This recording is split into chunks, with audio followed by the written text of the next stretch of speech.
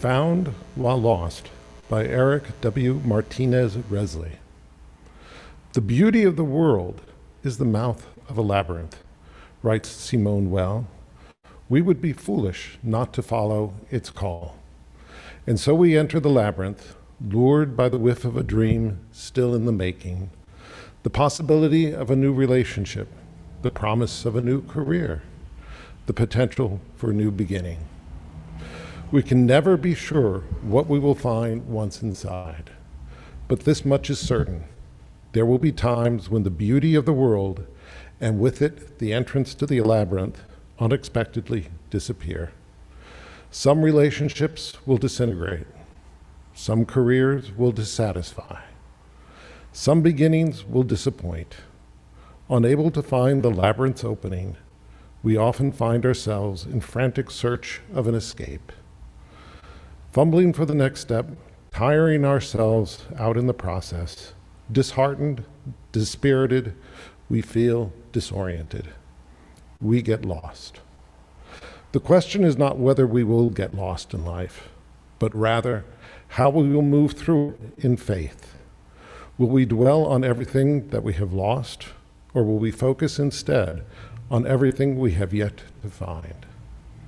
As it happens, there is much that awaits us in our lostness, much to be excavated, examined, even exalted.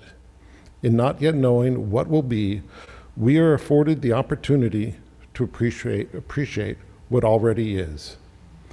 The things hiding in plain sight, a frayed relationship, for example, may reveal our deeper needs. An unfulfilling career may motivate us to seek out a mentor. A misstart or misstep may remind us of our own fragile humanity.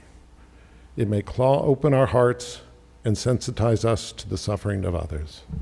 When lost, perhaps the greatest question our faith asks of us is this: how will we be found? Once the time is ripe, the stars align, and the way begins to open, will we be ready to embrace the mystery anew? Will we choose to trust anew, to risk anew, to hope anew? Will we allow ourselves to yet again be drawn in, swept up, excuse me, taken over by that tragic magic that makes life worth living? In the words of Simone Weil, for if we do not lose courage, if we go on walking, it is absolutely certain that we will finally arrive at the center of the labyrinth. And there, God is waiting.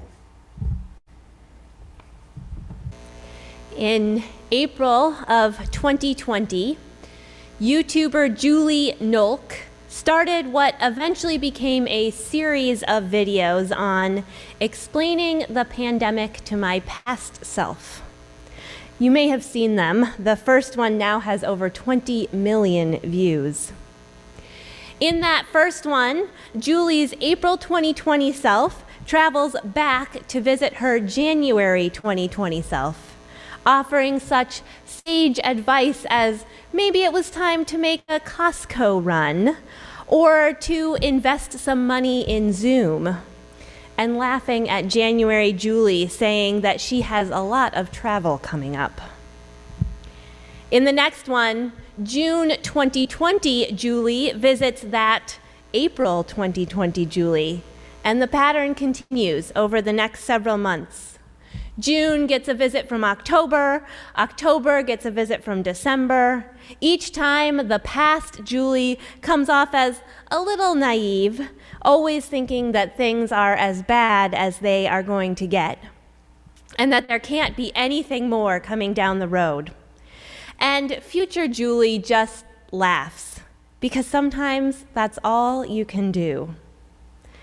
Then, in the December 2020 edition, right after the COVID vaccines were first approved, she posted part 4, where her biggest worry was, maybe this is going to be the last one, and no one's going to come visit me. 4 weeks ago, she posted part 5.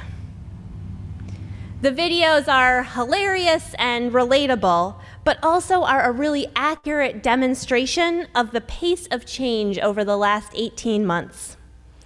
Every 2 months, it seems, we are both still here, still in this endless, seemingly endless pandemic, and yet also in a totally different world. Think about it. 2 months ago, we had some of the lowest COVID case numbers ever. We thought we might be nearing the end of things like mask wearing and virtual church. 3 months before that, many of us were waiting eagerly for our chance at a vaccine, dreaming of hugging those friends and family who we may not have seen in a year. And 2 months before that, we were still in the midst of last winter's surge, unsure of when there might ever be enough vaccines for all.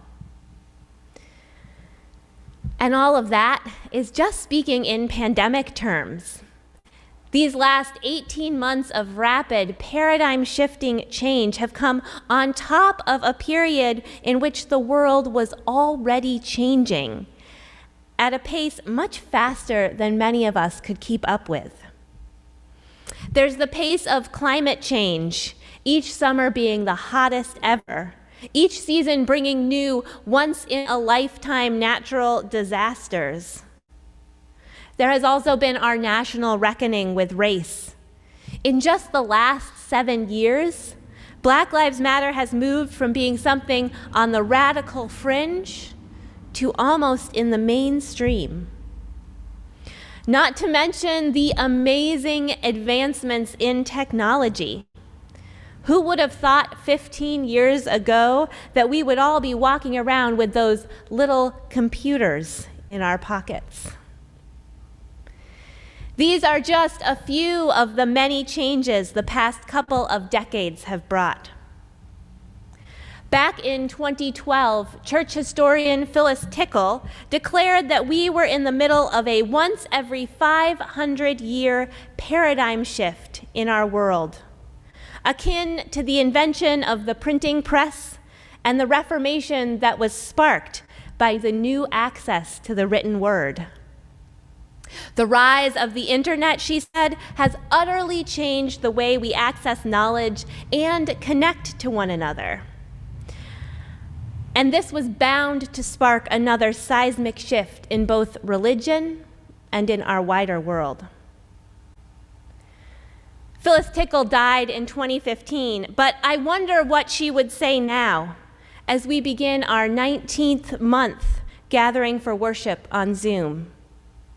If we were already on this path, the pandemic has only quickened it, adding more and more intensity to this ever-changing world.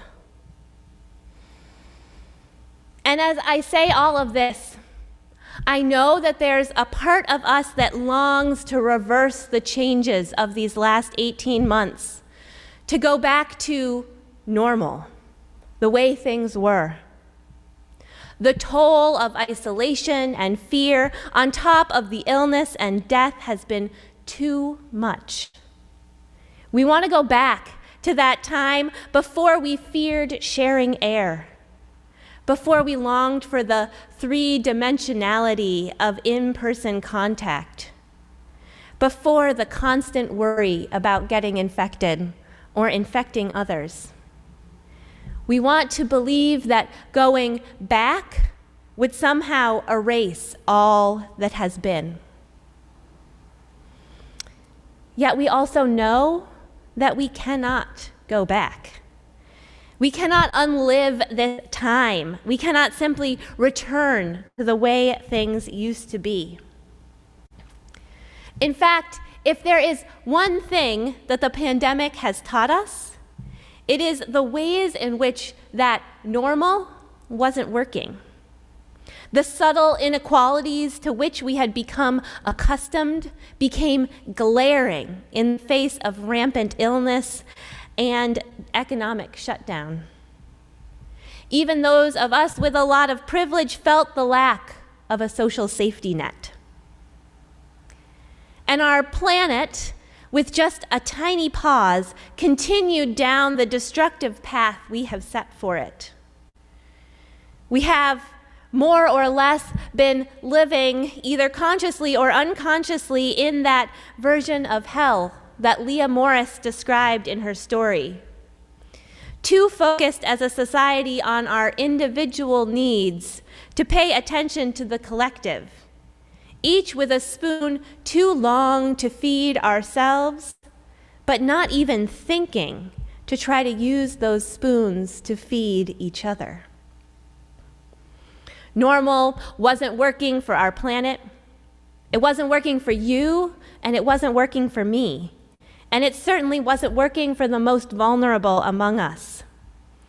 And it wasn't anything near the world as we, Unitarian Universalists, would like it to be. As Indian author Arundhati Roy wrote near the beginning of the pandemic, coronavirus has made the mighty kneel and brought the world to halt like nothing else could. Our minds are still racing back and forth, longing for a return to normality, trying to stitch our future to our past, and refusing to acknowledge the rupture. But the rupture exists. And in the midst of this terrible despair, it offers us a chance to rethink the doomsday machine we have built for ourselves. Nothing could be worse than a return to normality. Historically, she goes on to say, pandemics have forced humans to break with the past and imagine their world anew. This one is no different. It is a portal, a gateway between one world and the next. A portal, a gateway, a chance to imagine the world anew. Roy is not the only one who has named this time as an opportunity. After all, with every ending comes a new beginning, a time to reimagine how we want this world to be, what kind of world we want to build today. And yet, even as I say this, I'll admit that it's hard for me in this moment to see the possibilities, much less embrace them. Many days, the pit of despair and helplessness is tempting. We have so many times in the last 18 months, in the last 2 decades, seen moments of hope for our future, only to have that hope crumble again and again under the weight of individualism and capitalism, white supremacy and our blatant disregard for our planet, crushed by that persistent pull to normalcy.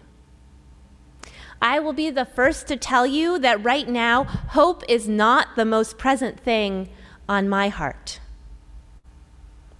What kind of world might we build? I'm not even sure I can describe it to you right now. This time has been disorienting, leaving us drifting and lost, and we don't know the path forward yet. We can't see it or even imagine it, and that makes it hard to chart a course, hard to embrace the possibility of this paradigm-shifting moment. In our words for reflection, Eric Resley told us that the question is not whether we will get lost in life, but rather how we will move through it in faith. Will we dwell on everything that we have lost, or will we focus instead on everything that we have yet to find? Will we choose to trust anew, to risk anew, to hope anew? So I wonder, how do we move through this moment in faith? And I think it all comes down to our theme for this month, embracing possibility. We don't know where we are headed, what will come next. what the update might be from November 2021, Julie? We don't know what the next few months will be like, much less the next 10 years. But we do know that our Unitarian Universalist faith calls us to an active hope. We are called to look for those possibilities, to believe that a better future is possible even when it is hard to imagine, and also to work for it, to know that that better future is not going to get here on its own. In times of great uncertainty and upheaval, this active hope can be a really difficult calling. How do we know how we move forward when the path is murky at best, when we cannot even see the possibilities clearly? In that great sacred text, the second Frozen movie, when Elsa and Anna go to an old troll for advice on how to save their kingdom, he tells them that he cannot see the future. There are too many possibilities. When they ask what they're supposed to do about this, he replies, "When one can see no future, all one can do is the next right thing." And this, I believe, is what we are called to in this moment, when we can see no future. We are called to imagine that there may be possibilities out there, even if we can't imagine what they are. To dream, despite it all, of a world like that heaven that Leah Morris described, where we understand and rely on our interdependence, where we use our long spoons to feed one another, where we know that we can only survive together.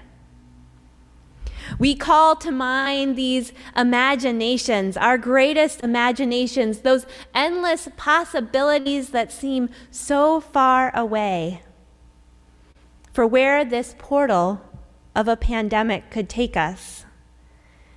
And then we zoom back into this moment, to the next right thing, no matter how small or insignificant it may seem.